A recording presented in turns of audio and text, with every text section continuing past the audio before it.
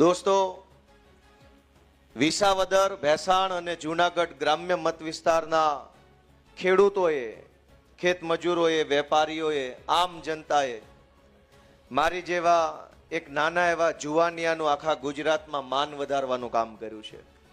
મારી જેવા નાના માણસને, અમારી આમ આદમી જેવી નાની પાર્ટીને, અમારી નાની એવી ટીમને આશીર્વાદ આપી અને માત્ર વિસાવદરમાં નહીં, ગુજરાતમાં નહીં, આખા દેશની અંદર ચમકવાનો, આગળ વધવાનો એક મોકો આપ્યો છે, અવસર આપ્યો છે. એ બદલ હું વિસાવદરના સૌ મતદારોનો હૃદયપૂર્વક આભાર વ્યક્ત કરું છું.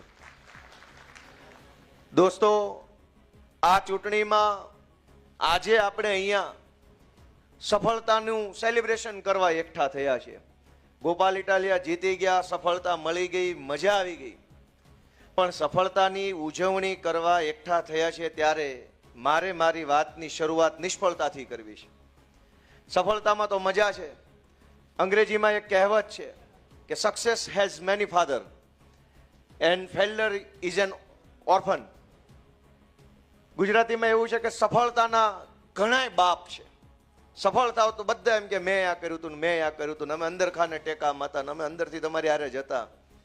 સફળ થાવ તો દુનિયા આખી એમ કે મેં કર્યું. ફેલ જાઓ તો અનાથ. ફેલ્યુર ઇઝ એન ઓર્ફન, અનાથ છે. 2022ની વિધાનસભાની ચૂંટણીની પહેલા અમારા બધાની આમ આદમી પાર્ટીની એવડી મોટી મહેનત હતી. બધાને એમ લાગતું હતું કાંઈક થઈ જાય, અને કાંઈ નહીં થાય તો કાંઈ નહીં, ગોપાલ ઇટાલિયા, ઈશુદાન ગઢવી ને 2-4 જણા બીજા જીતી જશે. આવું લોકોના દિલની અંદર ભાવના હતી. પરિણામ અલગ આવ્યું, ધાર્યું પરિણામ ન આવ્યું. બધો માહોલ વિખાઈ ગયો. જે માણસો અંદર ખાને હારેશું, બહાર હારેશું, આમ હારેશું, તેમ હારે, બધું ગાયબ અચાનક. અને નિષ્ફળતા આવી. ઈ સમયમાં કોણે આમ આદમી પાર્ટીને, કોણે અમને બધાને અને કોણે આખા ગુજરાતને સંભાળીને રાખ્યું, એની નોંધ લઈને આજનું સેલિબ્રેશન, આજની ઉજવણી થવી જોઈએ. તેદી પાર્ટી ન ટકી હોત, તે દિવસે સંયમ ન હોત, ધીરજ ન હોત, હારને પચાવી જવાનું કાળજું ન હોત, તો આજે આ ઉજવણી ન હોત. અને એવા 2022ની ચૂંટણી પતી. નામ લેવા બેસીએ તો હંમેશા જીત ટીમની હોય. દુનિયાની કોઈ પણ યુદ્ધ હોય કે ક્રિકેટ હોય કે ધંધો હોય કે રાજનીતિ હોય, જીત હંમેશા ટીમની હોય. ટીમમાં કરોડો માણસો હોય. પણ 2022ની ચૂંટણીનું પરિણામ આવ્યા પછી આમ આદમી પાર્ટીને માનનીય શ્રી ઈશુદાનભાઈ ગઢવી અને માનનીય મનોજભાઈ સોરઠિયાએ સંભાળવાનું કામ કર્યું. એ દિવસે ઘણી નિરાશા હતી, હતાશા હતી. અનેક કાર્યકર્તાનું મનોબળ ડગી ગયેલું. મેણા મારવા વાળા માથે ચડી બેઠા હતા. હવે તમારું કાંઈ નહીં હાલે, પતી ગયું, ના પાર્ટીમાં કાંઈ નથી, હાલો ભાજપમાં. ઘણા ખરા વૈયાઈ ગયા. ઘણાએ પાર્ટી બદલી નાખી. એક ચૂંટણી હાર્યા હતા, વેંડિયું કૂદી ગયા. પણ દોસ્તો, એ નિષ્ફળતાને પચાવી જઈને પોતાનો મજબૂત સંકલ્પ જે હતો ગુજરાતમાં આમ આદમી પાર્ટીનો સરકાર બનાવવાનો, એ સંકલ્પ ઉપર અડગ રહીને આમ આદમી પાર્ટીને ચલાવવાનું કામ અમારા 2 અડીખમ યોદ્ધા ઈશુદાન ગઢવી અને મનોજ સોરઠિયાએ કર્યું. નિષ્ફળતા આવે ત્યારે બધા માથે ચડી જાય. જેણે જિંદગીમાં મત આપવા ન ગયા હોય એ તમને સંગઠન કેમ ચલાવવું એની સલાહ આપે. આમ નહોતું કરવાનું ને આમ કરવાનું હતું ને આને ફોન કરવાની જરૂર હતી ને આ બસ નહીં ઓલી બસ લાવવાની જરૂર હતી. અહીંયા તમે ન મળ્યા એટલે આમ થયું, આ ભાઈને મળ્યા નહીં એટલે આમ થયું, આ કાપલીમાં આનો ફોટો નહોતો એટલે હારી ગયા. નિષ્ફળતા આવે ને તો સલાહનો થપ્પો લાગી જાય, ખટારા મોઢે સલાહ આવવા માંડે.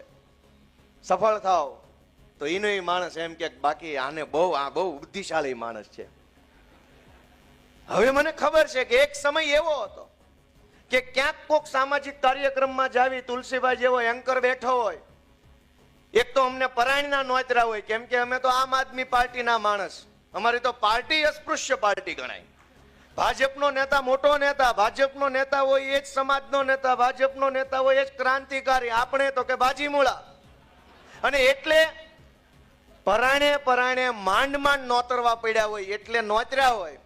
જેવા કાર્યક્રમમાં જાવે એટલે એન્કરને સૂચના હોય, એટલે ગોપાલભાઈ ઇટાલિયાની હાજરી થાય એટલે એન્કર બોલે, આપણે ગોપાલભાઈ જોરદાર ચાલતા.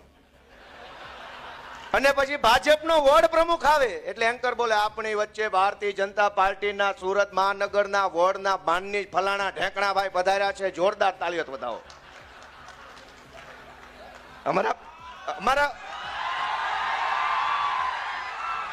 અમારા મનોજભાઈ, અમારા પાયલબેન ઈ જાય, આપણી વચ્ચે પાયલબેન બધા જોરદાર. આ ધંધો કરેલો છે, અમે એ જોયો છે. એનું દુઃખ નથી લગાડ્યું ક્યારેય કે ભગવાન સમય મુજબ હાલવાનું છે. આપણો સમય નથી તો એન્કરે આમ બોલશે, અને સમય બદલા હે તો ડાયરામાં ગોપાલભાઈના નામ હાલવા માંડ્યા. પણ એ સમય ક્યારે બદલાય? એ સમય ઘરે બેઠા બેઠા નહીં બદલાય. એ સમય માત્ર મહેનતથી નહીં બદલાય. એ સમય સંયમ સાથે કામ કરવાથી, ધીરજ સાથે કામ કરવાની મક્કમ મનોબળ રાખીને એક એક ડગલું આગળ ભરો તો સમય બદલાય. અને આજ સમય બદલાણો છે. જે લોકો કાલ 19 તારીખે સવારના 11 વાગ્યા સુધી ગાળું દેતા હતા, એને 12 વાગ્યાથી દેકારો ચાલુ કર્યો કે અમને તો ખબર જ હતી આ કઈક કરે એમ છે. 11 વાગ્યા સુધી એને એમ હતું કે ભાજપ નહીં જીતવા દે, નહીં ફાવવા દે. 11:30 એને ખબર પડી ગઈ કે આ તો ચાણક્ય છે. દોસ્તો, આ સમય છે, આ સમય છે. ઘડીકમાં આમ થઈ જાય, ઘડીકમાં આમ થઈ જાય ને એટલે સમયને માન આપીએ, સમયને જાળવીએ, સમયને જીરવી જવાનો હોય. જેમ 2022ની હાર જીરવી ગયા એમ હું આખા ગુજરાતના આમ આદમી પાર્ટીના કાર્યકર્તાઓને, હોદ્દેદારોને, આમ આદમી પાર્ટીના સમર્થકોને બે હાથ જોડીને વિનંતી કરું છું કે આ હારો સમય છે ને, પણ એને વિનમ્રતાથી જીરવી જવાનો છે, અભિમાન નથી કરવાનું. મારી બધા આમ આદમી પાર્ટીના સમર્થકો, કાર્યકર્તાને વિનંતી છે કે આપણા ઝાડ ઉપર ફળ આવ્યા છે. હવે આપણે નમવાનું છે, હવે આપણે ઝૂકી જવાનું છે. હવે ટાઈટ રહેવાનો ટાઈમ નથી. ઈશ્વરે વિસાવદર ભેસાણની જનતાએ ને ગુજરાતે આપણને આશીર્વાદ આપ્યા. હવે આપણે વિનમ્ર બનવાનો સમય આવ્યો છે. હવે આપણે સંયમથી વર્તવાનો સમય છે, કેમ કે આપણી ઉપર ફળ આવ્યું, આપણું ઝાડ લચીલું બન્યું છે. આપણે ઝૂકીને વાત કરવાની છે, નમીને કામ કરવાનું છે, વિનંતીથી આગળ વધવાનું છે. ભાજપના કાર્યકર્તા કે ભાજપના નેતા જેવો અહંકાર આપણામાં આવવો ન જોઈએ. અત્યારથી આપણે સમયમાંથી શીખીને જવાનું છે, કેમ કે સમયની થપાટ લાગી ગઈ છે. આપણે એ જ શીખીને અહીંથી જવાનું છે કે હવે પછી આમ આદમી પાર્ટીના કાર્યકર્તાએ ખૂબ જનસેવા કરવાની છે. માત્ર ગોપાલ ઇટાલિયા ધારાસભ્ય બન્યો હોત તો ગોપાલ એકલો નાચતો હોત. ગોપાલ ઇટાલિયા એકલો ધારાસભ્ય બન્યો હોત તો 4-5 જણા આગળ બેઠા ઈ નાચતા હોત. ગુજરાત આખાના હજારો લોકો ધારાસભ્ય બન્યા ને એટલે બધાય નાચે છે. આ ચૂંટણીમાં ગોપાલ નથી જીત્યો, જનતા પોતે જીતી છે, અને એટલે જ તો જનતા ઉત્સવ મનાવે છે. નહીતર રાજનીતિમાં મત ગણતરીની બપોરે 3 વાગે ત્યાં લગભગ બધું ચોખ્ખું થઈ જાય કે કોણ આવે છે ને કોણ જાય છે. સાંજે 7 વાગ્યા સુધી નાચવા ગાવાનું બધું પતી જાય, બીજે દિવસે સવારે 10 વાગ્યાથી રાબેતા મુજબ બધું હોય. બીજા દિવસથી ઉજવણી લગભગ કોઈ ચૂંટણી ન હોય. આ ગુજરાતના ઇતિહાસની મેં મારી જિંદગીમાં જોયેલી પહેલી ચૂંટણી છે કે 1 અઠવાડિયું થવા આવ્યું તો કોટો ઉતરતો નથી. આખું ગુજરાત હિલોળે ચડ્યું. હજુ માણાનો હરખ હમાતો નથી, અને હજુ તો હું વિધાનસભા ગયો નથી. ત્યાં 1 અઠવાડિયાથી હરખ, એક માણસના ચહેરા ઉપર સ્માઇલ છે, આંખોમાં ચમક છે. એ શું કામ છે? ગોપાલ ઇટાલિયા જીત્યો એટલે નહીં, પણ એમ લાગતું હતું કે મારું સપનું મરી જાહે, મારું સપનું નહીં જીવે, ક્યારે આ જાશે, ક્યારે થશે. હજારો માણસ અંદરથી હરેરી ગયા હતા. હજારો માણસને એક પ્રકારનો આમ થડકો લાગી ગયેલો કે હવે નહીં થાય કાંઈ. માણસ કંટાળીને ઘરે બેસી ગયેલો. અને એમાં વિસાવદર વાળાએ આમ આદમી પાર્ટીના ખોડે એક કોડિયું પ્રગટાવ્યું ને એક જ્યોત જળગીને એ વાતનો રાજીપો બધાના ચહેરા પર છે. અને હજી તો એક કોડિયું હળગાયું, એક નાનો ટમટમિયો દીવો વિસાવદર વાળાએ કર્યો. પણ એ દીવાનું અજવાળું ગુજરાતના ખૂણે ખૂણે સુધી પહોંચ્યું છે. દોસ્તો, કેટલાય વર્ષોથી આપણે વાટ જોતા હતા કે ક્યારે થશે, કેમ થશે, કોણ કરશે. ગુજરાતની જનતાએ ઘણા અખતરા કર્યા પણ ફેલ ગયા, અને હરેરી ગયા હતા. ખાલી ભાજપથી નહોતા થાક્યા, સામે જેમાં અખતરા કરતા ને એનામાંય થાક્યા હતા. ભાજપને તો ગુજરાત હરાવવા માંગતું હતું. અનેક એવા નેતાઓ આવ્યા, આમ તાકાતથી આમ કરીને ઉભા રહ્યા. ગામને એમ જો આ હશે, જેવો દાવ લગાવ્યો તો ઘોડો પાણીમાં. કેટલાય એવા પાણીમાં બેહી ગયા જે ગુજરાતની જનતાને આંબા આંબલી બતાવતા હતા, ક્રાંતિ કરી નાખું, ભગતસિંહ નો ચેલો છું ને છેલી છું ને એવું કરતા. કયા ગોડાઉનમાં ભાજપે પૂર્યા કોઈને ખબર નથી. લોકો ભાજપથી તો થાક્યા હતા, આવા ગદ્દારોથી પણ થાકી ગયા હતા. બે બાજુનો થાક હતો અને આ થાક ઉતર્યો ને એની ખુશી આખા ગુજરાતમાં છે કે હવે થાક ઉતર્યો છે. ગોપાલ ઇટાલિયા તૂટશે નહીં, પણ ગોપાલ ઇટાલિયા ભાજપનો ઘમંડ તોડશે, એ વાતની ખુશી આખા ગુજરાતને છે દોસ્તો. કે દિવસના ચાળે ચડ્યા હતા, ઉપાડો લીધો તો સીઆર પાટીલે.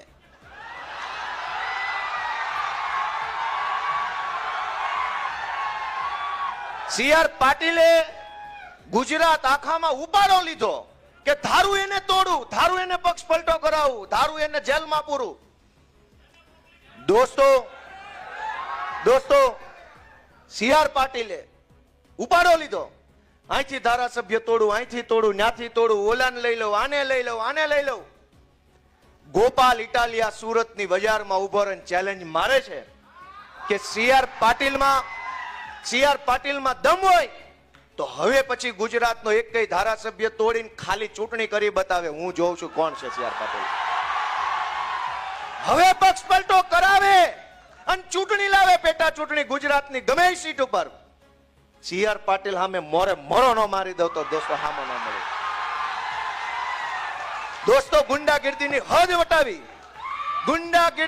હદ વટાવી પાટીલના કાળમાં. દોસ્તો રાજનીતિને ખાડે લઈ જવાનું, તળિયે લઈ જવાનું કામ આ સુરતની ટોળકીએ કર્યું. દોસ્તો મને એ વાતનું એટલું બધું દુઃખ છે એ વાતનું કે આમ ન હોય. આ ગુજરાત સરદાર પટેલ, મહાત્મા ગાંધી જેવા પુરુષોનું ગુજરાત છે, જેણે આખી દુનિયાને દિશા બતાવી. ગાંધીજીએ સત્યાગ્રહનો, અહિંસાનો, લોકશાહીની લડત લડવાનો રસ્તો આખી દુનિયાને બતાવ્યો. એ ગાંધી આપણા ગુજરાતના. જે સરદાર પટેલે માણસને બળુકો બનાવવાનું કામ કર્યું, ખેડૂતો માટે સત્યાગ્રહ કર્યા, સરદારનું બિરુદ મળ્યું ખેડૂત માટે લડતા લડતા. ઈ ગાંધી અને ઈ સરદારના ગુજરાતમાં બુટલેગરોના હાથમાં સરકાર આવી, એ વાત ખટકે છે મને. ઈ વાત ખટકે છે કે ગાંધીનું ગુજરાત બુટલેગરના હાથમાં ન હોવું જોઈએ ભાઈ સાહેબ. અને અમે હાથ ઉપર હાથ રાખીને નિરાશ થઈને બેસી રહેવા વાળા માણસો નથી. અમે સંકલ્પ કર્યો કે કોઈ બોલે કે કોઈ ન બોલે, કોઈ લડે કે કોઈ ન લડે, કોઈને ફરક પડે કે ન પડે, ગોપાલ ઇટાલિયા, આમ આદમી પાર્ટી એ લડશે, બોલશે, અવાજ ઉઠાવશે ને બુટલેગરોને હટાવી જનતાનું શાસન લાવશે દોસ્તો. અને આઝાદીની લડાઈમાંથી આપણે શું શીખ્યા કે એક ગાંધી બાપુ, એક સરદાર પટેલ, એણે એવો સંકલ્પ લીધો કે હું આ દેશને અંગ્રેજોની ગુલામીમાંથી આઝાદ કરાવીશ. ગાંધીજી પાસે શું હતું? પૂરા લુગડાઈ નહોતા પહેરવા માટે, બીજું તો શું હોય? સરદાર પટેલ પાસે શું હતું? કોઈ વસ્તુ નહીં, એક મક્કમ મનોબળ. અંગ્રેજો પાસે પોલીસ, અંગ્રેજો પાસે તોપ, અંગ્રેજો પાસે બંદૂક, અંગ્રેજો પાસે પૈસા, અંગ્રેજો પાસે ગુંડા, અંગ્રેજો પાસે તમામ સત્તા, અને એક બાજુ ગાંધી અને સરદાર. દોસ્તો સત્તાનું બળ મોટું બળ નથી, પોલીસનું બળ મોટું બળ નથી, રૂપિયાનું બળ મોટું બળ નથી, ગુંડાનું બળ મોટું બળ નથી. દુનિયાની તમામ તાકાત લાગી જાય તો પણ સત્તાનું બળ મોટું બળ નથી. માણસનું મનોબળ છે એ દુનિયાનું સૌથી મોટું બળ છે. અને આઝાદીની લડાઈ એ મનોબળથી લડાઈ. એક તરફ સત્તાનું બળ, એક તરફ મનોબળ. ઇતિહાસ આપણી નજર સામે છે. કોણ જીત્યું? સત્તાનું બળ જીત્યું કે મનોબળ? અને આ વિસાવદરની ચૂંટણીમાં પણ એક તરફ સત્તાનું બળ, ભાજપની આખી સરકાર, ભાજપના મંત્રી, ભાજપના ધારાસભ્યો, ભાજપના ચેરમેનો, ભાજપના બુટલેગરો, ભાજપના જમીન માફિયાઓ, ભાજપના ગુંડાઓ, ભાજપના બળાત્કારીઓ, બધા જ વિસાવદરમાં. એક તરફ આખી સત્તાનું બળ, એક તરફ આમ જનતાનું મનોબળ. અને દોસ્તો ભીષણ યુદ્ધ થયું અને મનોબળ જીત્યું, એ વાતની ખુશી આખા ગુજરાતમાં છે. સમય સમય પર ઇતિહાસ સાક્ષી પૂરે છે કે દુનિયા ગમે એટલી બદલાઈ જાય, સંકલ્પના મનોબળના સંકલ્પનું જ હંમેશા વિજય થાય છે, સત્યનો હંમેશા વિજય થાય છે. દોસ્તો, આ જીતની ખુશી અઠવાડિયા સુધી ટકી હું કામ? કેમ કે જે પીડા આપણે જીરવી હોય અને અસંખ્ય પીડા જીરવા પછી કાંઈક પરિણામ સારું આવે ને, એ જેટલો વખત પીડા જીરવી હોય ને એટલો વખત એ ખુશી આપણા ચહેરા પર ટકતી હોય છે. 10 વર્ષ સુધી દીકરાને ભણાવવામાં મહેનત કરો અને 10 વર્ષ પછી આઈએએસ બને તો ખુશી 10 વર્ષ સુધી જ આવતી હોય. દોસ્તો, ગુજરાતે 30 વર્ષ સુધી ભાજપની પીડાને સહન કરીશ. તમે વિચાર કરો, આ સુરતમાં ખાડીપુર આવ્યું અને ખાડીપુર પહેલી વાર નથી આવ્યું. એક તરફ એવી વાતો આવે છે કે દુનિયા ચંદ્ર ઉપર પહોંચી ગઈ, મંગળ ઉપર સંશોધન હાલે છે, યાન મોકલ્યું, એસ્ટ્રોનોટ્સ જાય છે, બધા અવકાશ શાસ્ત્રીઓ. આપણા ગુજરાતની દીકરી સુનિતા વિલિયમ્સ બીજા ગ્રહ ઉપર જઈને આવે છે. તમે એક કલ્પના કરો ગુજરાતના નાગરિક તરીકે કે ચંદ્ર ઉપર જવાનો રસ્તો છે, મંગળ ઉપર જવાનો રસ્તો છે, પણ પાણી કાઢવાનો રસ્તો સુરતમાં નથી. એવું કેમ થાય? એવું કેમ થાય કે ચંદ્ર સુધી જઈ શકાય પણ હાય ભરાણેલું પાણી છે, ખાડીનું પાણી તાપી સુધી કેમ નથી લઈ જઈ શકાતું? શાસકો નિર્બળ છે, શાસકો કાયર માણસો છે, લાયકાત ન હોય એવા માણસો સત્તામાં બેઠા છે. અને કોણે બેહાડ્યા છે? વિચાર કરો કે કોણે બેહાડ્યા એને. આપણું મન એમ કે ને મેં બેહાડ્યા, તો આપણે આપણો આત્મા જગાડવાની જરૂર છે. દોસ્તો, 30 વર્ષ થઈ ગયા, ક્યારે જાગશે આપણો આત્મા? અને ખાલી સુરતની ક્યાં વાત છે, વડોદરાની અંદર ગયા વર્ષે પૂર આવ્યું હતું, બધાને ખબર છે કે નહીં? એની પહેલા જુનાગઢની અંદર પૂર આવ્યું હતું, જુનાગઢ મહાનગરમાં. ગયા એની પહેલાના વર્ષે અહીંયા ભાજપ સર્જિત અંકલેશ્વર અને ભરૂચમાં પૂર આવ્યું. દોસ્તો, પહેલા જેવો જમાનો નથી કે બહુ વરસાદ આવે ને પહેલા જે પૂર આવતા ને ગામ ડૂબી જતા, જે મચ્છુ હોનારત થઈ કે પહેલા જે કુદરતી પ્રકોપથી પૂર આવતા, એ નથી આવતા હવે. ભાજપ સર્જિત પૂર આખા ગુજરાતમાં ઝાશવારે આવી જાય છે. દોસ્તો, આવું શું કામ? કે જેને આપણે સત્તામાં બેહાડ્યા એ લોકોને ભ્રષ્ટાચાર કરવા, રૂપિયા ખાવા સિવાય ત્રીજી કોઈ વાતમાં કોઈ રસ નથી. જનતા જીવે કે જનતાનો જીવ જાય, સત્તામાં બેઠેલા માણસને એક રૂવાડું ફરકતું નથી. અને આ લાચારી ભર્યું જીવન કરોડો લોકો જીવે છે. એ લાચારીમાંથી બહાર કોણ કાઢશે? આપણે આપણી જાતને પોતે બહાર કાઢવાની છે, આપણે આપણો આત્મા જગાડવાનો છે. દોસ્તો, આ સુરતની અંદર ખાડીની આસપાસ અસંખ્ય ગેરકાયદેસરનું બાંધકામ થયું. વડોદરાની વિશ્વામિત્રી નદી ઉપર ગેરકાયદેસર બાંધકામ થયું. જુનાગઢ મહાનગરની અંદર વોંકળો નીકળે છે, વોંકળા ઉપર ગેરકાયદેસર બાંધકામ થયું. ભાજપના લોકોએ ગેરકાયદેસર બાંધકામો કરી, ખોટું કરી, આડે ધડ ગમે એમ મન ફાવે એમ બિલ્ડિંગો બનાવી. આજ ભોગ કોણ બને છે? નાનો માણસ ભોગ બને છે. એને તો એના રૂપિયા બનાવી લીધા, એ રૂપિયાથી એ બીજા શહેરોમાં બીજી જગ્યાએ રહેવા વયા ગયા. આપણી નજર સામે આ બધું સત્ય છે પણ આપણને દેખાતું નથી.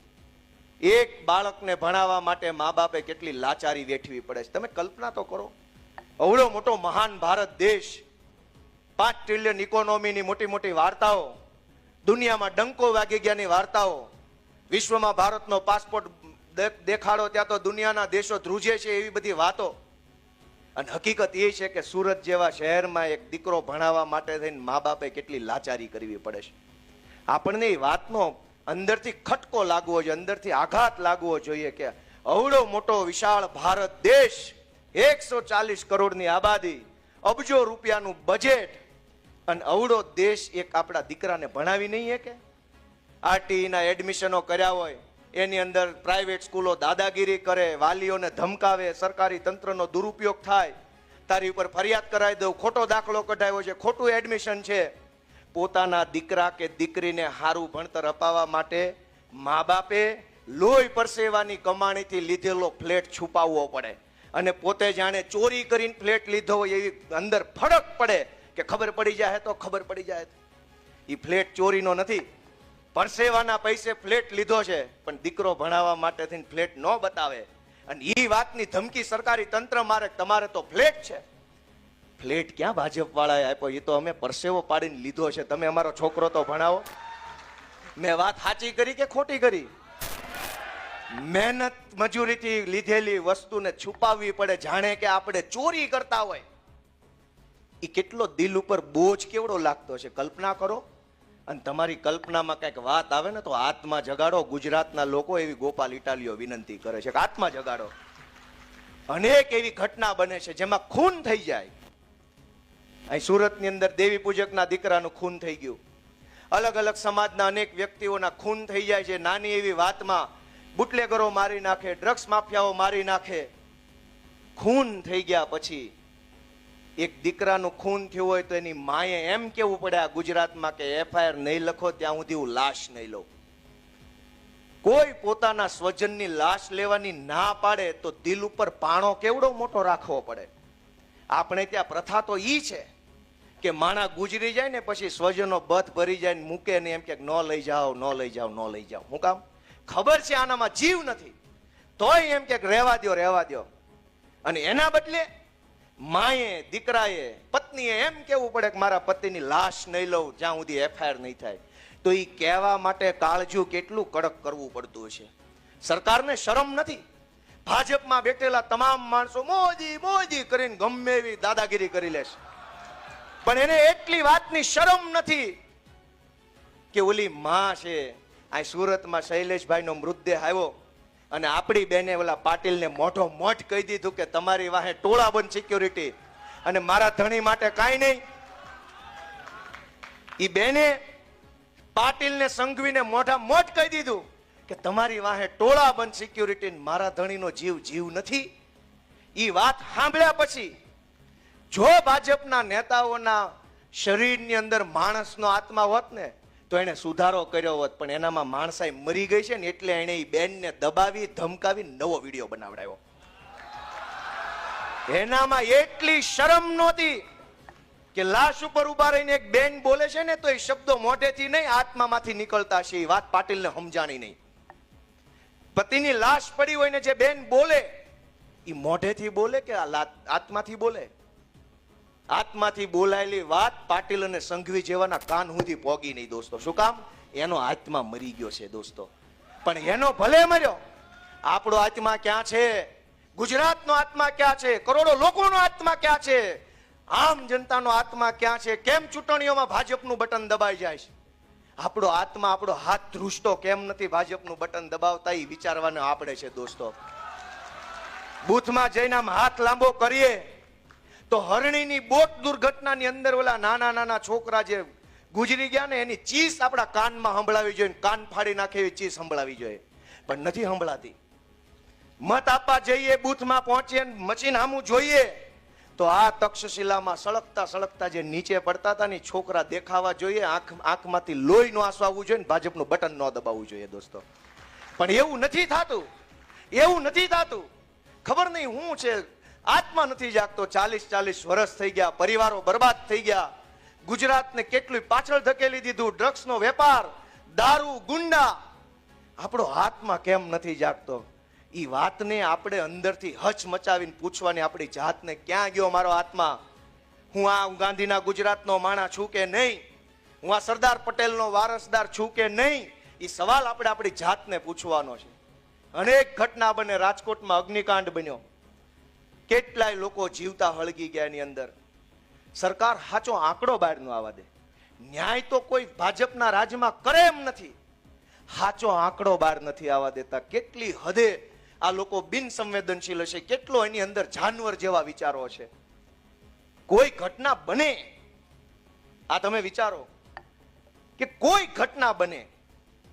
અહીં કોઈ ભાઈ, હું જુનાગઢમાં પ્રેસ કોન્ફરન્સ કરતો હતો ચૂંટણી જીત્યા પછી, અને હું બોલતો હતો, મારી નજર સામે ઓલા પત્રકાર ભાઈ ઢળી પડ્યા. એને ખબર નહીં બ્લડ પ્રેશર ઓછું કે વધુ થઈ ગયું, પડી ગયા. જેની અંદર માનવતાનું એક ટીપું વધ્યું હોય ને માણાનો આત્મા ફફડે કે શું થઈ ગયું, હાલો દોડો.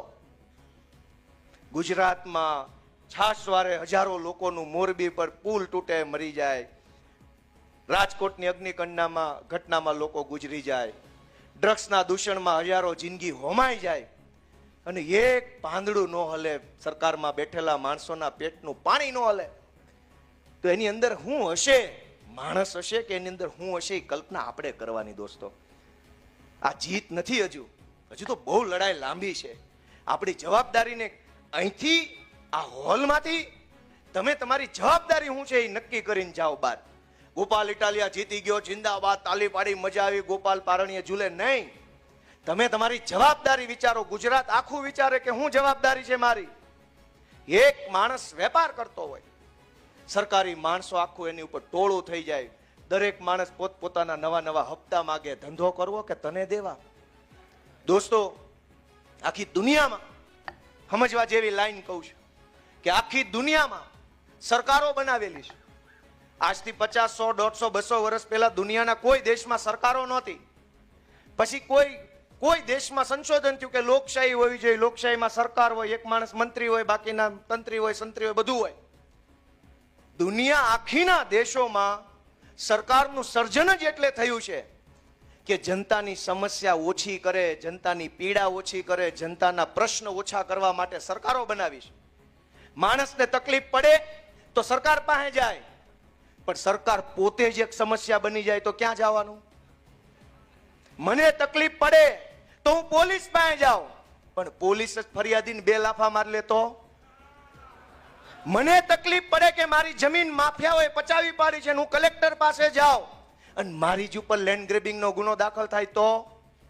મને તકલીફ પડે કે હું બીમાર છું, મને દવા આપો, અને સરકારી દવાખાનામાં મને અપમાનિત કરવામાં આવે તો? સરકાર એટલે બનાવી છે કે લોકોને સમસ્યા પડે તો બીજો કોઈ સાંભળે કે ન સાંભળે, મારી સરકાર મારી વાત સાંભળશે એ વાતની હયા ધારણા આપવા માટે સરકારનું સર્જન થયું.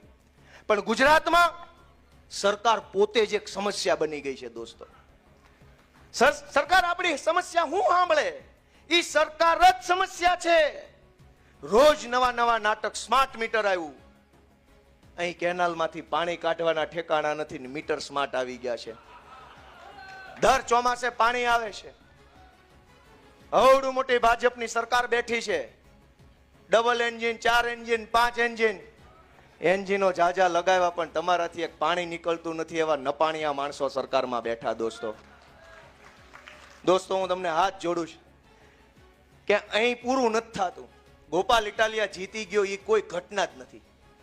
ઘટના ઈ છે કે કરોડો લોકોનો જો આત્મા જાગી જાય ને સંકલ્પ લે કે આ સરકાર હટાવીશ તો એ મોટી ઘટના છે. દોસ્તો, ગોપાલ ઇટાલિયા ચૂંટણી જીત્યો એ કોઈ ઘટના નથી, કોઈ ઇતિહાસ નથી, કોઈ ઉજવણીનો પ્રસંગ નથી.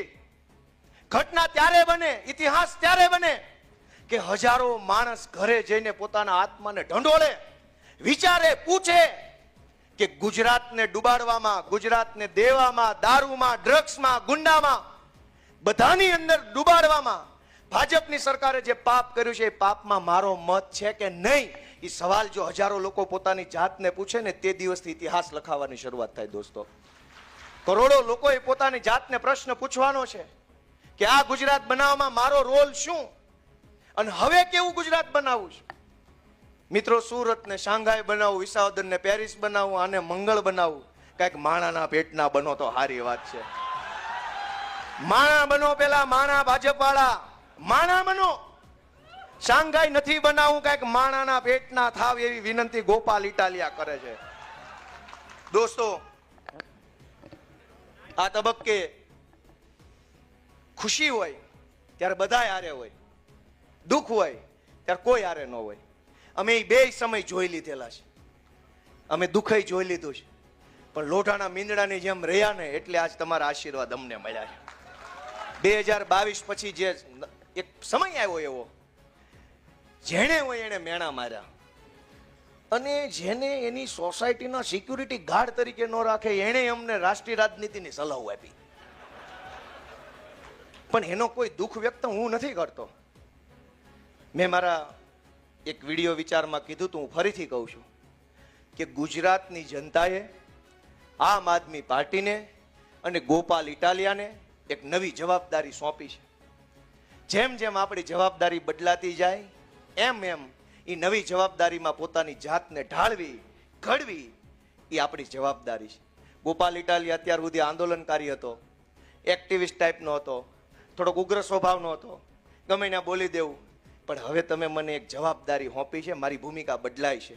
અને એટલે મેં અગાઉ પણ અને અત્યારે તે બધાની હાજરીમાં કે એક આંદોલનકારીની ભૂમિકામાં રહીને મારી કાચી પોચી જેવી સમજણ આધારે હું જે બોલ્યો, મેં જે કર્યું એ સારું હતું કે ખરાબ હતું, એનું કોઈને દુઃખ લાગ્યું, ખોટું લાગ્યું, આઘાત લાગ્યો, તો એ બધાની હું હૃદયપૂર્વક માફી માંગુ છું આજે જાહેર મંચ ઉપરથી કે ભૂતકાળમાં જાણતા કે અજાણતા, પરિપક્વતાથી કે અપરિપક્વતાથી હું જે ભૂમિકામાં હતો એ ભૂમિકામાં જેવડી મારી બુદ્ધિ હતી એવડું હું બોલ્યો અને ખોટું હોય તો આજે જ્યારે મને સમાજે, લોકોએ, જનતાએ નવી જવાબદારી સોંપી છે તો હું વિનમ્ર બનવા માટે, વધુ સંવેદનશીલ બનવા માટે, વધુ ગંભીર બનવા માટે તમારી પાસે આશીર્વાદ માગું છું.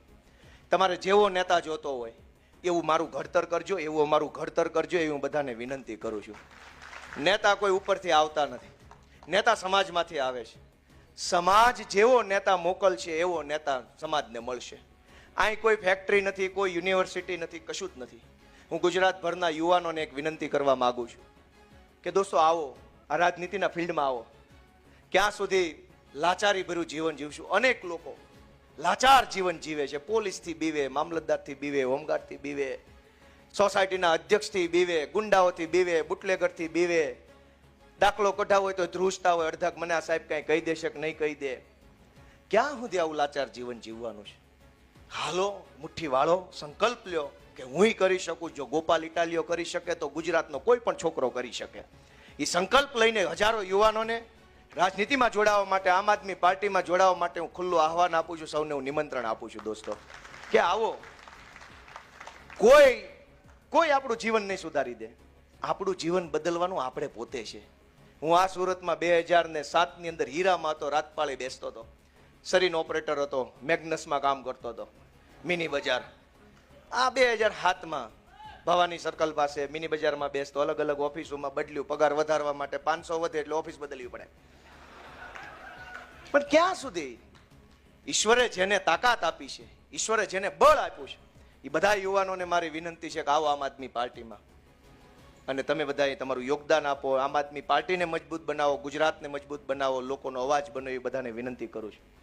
મિત્રો, આ ચૂંટણીની અંદર નોંધ લેવા જેવા ઘણા બધા વડીલો છે. કોનું નામ લેવું ને કોનું બાકી રાખવું, કેમ કે અનેક લોકોએ પોતાની ક્ષમતા કરતા વધુ કામ કર્યું છે. મારી તાકાત 10 કિલો વજન ઉચકવાની હોય અને હું 110 કિલો વજન ઉચકી લઉં એવું કામ આ મંચ ઉપર બેઠેલા બધા વડીલોએ કર્યું છે. બધા માટે એકવાર જોરદાર તાળી પાડો. એક એક માણસનું નામ લઉં તો 2 મહિના લાગે એવું યોગદાન બધાએ આપ્યું છે. પણ 10 વર્ષનો સંઘર્ષ છે દોસ્તો, અને આ સંઘર્ષનો પાયો નાખનાર અમારા સૌના આદરણીય વડીલ માનની કિશોર કાકા દેસાઈને હું આ તબક્કે યાદ કરું દોસ્તો. કેમ કે પાયો એણે નાખ્યો આમ આદમી પાર્ટીનો ગુજરાતમાં. અમે તો બધા ક્યાં હતા એ વખતે? 2012માં 13માં જ્યારે આમ આદમી પાર્ટી બની ત્યારે ગુજરાતમાં પહેલો ઝંડો ઝાલનાર માણસ કિશોર કાકા દેસાઈ હતા. આ સુરતની અંદર અમારા લક્ષ્મણ કાકા, કિરીટભાઈ પાનસુરિયા આપણી વચ્ચે હાજર નથી, એવા અનેક યોદ્ધાઓ. એ નહીં કણસાગરા અટક ભૂલ થઈ ગઈ, કિરીટભાઈ કણસાગરા. અનેક લોકોએ આ પાર્ટીના પાયામાં પોતાનો પરસેવો રેડ્યો છે અને ત્યારે અવડું મોટું વૃક્ષ બન્યું છે. જેણે આ પાર્ટીના પાયામાં પરસેવો રેડ્યો છે, સમય આપ્યો છે, યોગદાન આપ્યું છે, બધાને ગોપાલ ઇટાલિયા નતમસ્તક વંદન કરે છે. દોસ્તો, અમારા રાકેશભાઈ હિરપરાએ, હું તો ઉમેદવાર હતો એટલે હું તો ભાષણ કરું ને ગાડીમાં બેસી જાઉં, બીજે જ્યાં ગાડી ઊભી રહીને ઉતરીને ભાષણ કરું ને ગાડીમાં બેસી જાઉં. મારું એટલું જ કામ હતું. મગજ તો કાંઈ દોડાવવાનું નહોતો, કેમ કે હું મગજ દોડાવું તો ચૂંટણી ઊભી રહી જાય. મગજ દોડાવવાનું ટોટલ A to Z કામ અમારા પ્રદેશના આગેવાન, મહામંત્રી, મુખ્ય પ્રવક્તા અને સ્ટ્રેટેજી કરનાર રાકેશભાઈ હિરપરાએ કર્યું છે દોસ્તો. અને ધર્મેશભાઈ ભંડેરીએ એવું કીધું કે વિસાવદરની ચૂંટણીમાં એના વાળ ઉતરી ગયા. નકરા વાળ નહીં, વજન ઉતરી ગયું છે. એ બોલતા હતા ને ત્યારે વાહેથી મેં પેન્ટ જોયું, ઢીલું પડે છે. પણ નિષ્ઠા કેવી! રાકેશભાઈ હિરપરા, રજનીભાઈ વાઘાણી, તુલસીભાઈ લાલૈયાના તો વખાણ કરું તો એનો એક આખો મહિનો લાગે એમ છે. એવું સારું કામ વડાલમાં એણે કર્યું. વડાલની મત ગણતરી સૌથી પહેલા હતી. પહેલો રાઉન્ડ જ વડાલ જિલ્લા પંચાયત, અને પહેલા રાઉન્ડમાં 945 ની લીડ આવીને જે ભાજપ વાળા વંડિયું ઠેક્યા, ધુમાડા કાઢતા ગયા. કેમ કે એને એમ હતું કે પહેલા રાઉન્ડમાં 4000 ની લીડ આવશે, અને તુલસીભાઈ લાલૈયા પાસે વડાલ જિલ્લા પંચાયતની જવાબદારી પહેલા રાઉન્ડમાં 945, અને વાડીએ હુતળી બોમ્બ હળગાવો ને ભડાકો થાય ને રોજડા ભાગે ને ભાગ્યા. વાહ તુલસીભાઈ, ભૂકા કાઢી નાખ્યા. એમ કોના વખાણ કરું ને કોનું નામ ન લઉં?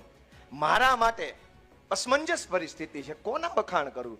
અમારી બધી બહેનોએ જે રંગ રાખ્યો છે, એકલા હાથે અહીંયા ફરતા હતા ગુંડાઓ સામે બાંધ્યા છે જે બહેનોને એકવાર જોરદાર તાળીઓ વધાવો.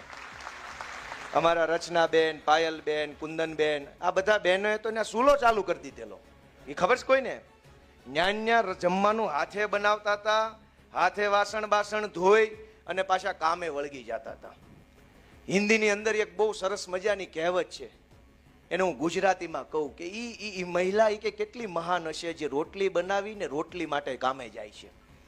બહેનોનું જીવન કેવું છે કે રોટલી વણીને કામે જાય રોટલી માટે. અમારી આ બહેનો રોટલી વણીને ખાઈને પાછા કામે લાગી જતા. એનો કયા શબ્દોમાં આભાર માનવો? એના આભાર માનવા માટે શબ્દો હોય નહીં. પંકજભાઈ ધામેલિયા એ અમારી કતારગામની ચૂંટણી વખતથી એટલી મહેનત કરે, મેણા ટોણા સાંભળે, ટીકા ટિપ્પણી સાંભળે, સરકારી માણસો ટીકા કરે, પોલીસ વાળા ધક્કે ચડાવે. આ ચૂંટણીમાં મારી આખી ચૂંટણીમાં કાગળિયા, ખર્ચનો લીગલ હિસાબ જે આવતો હોય એ બધું કામ પંકજભાઈ સંભાળ્યું. જ્યારે જાહેરાત થઈ ગોપાલભાઈ જીતે છે 15 મિનિટ રોયો મને પકડી, કેમ કે એ 10 વર્ષથી ઉપાધિમાં હતો. અમારા ડીજે સ્વામી ક્યાં ગયા? કતારગામ છે. જેના નામ લઈએ, મથુરભાઈ બલદાણિયા ક્યાં ગયા?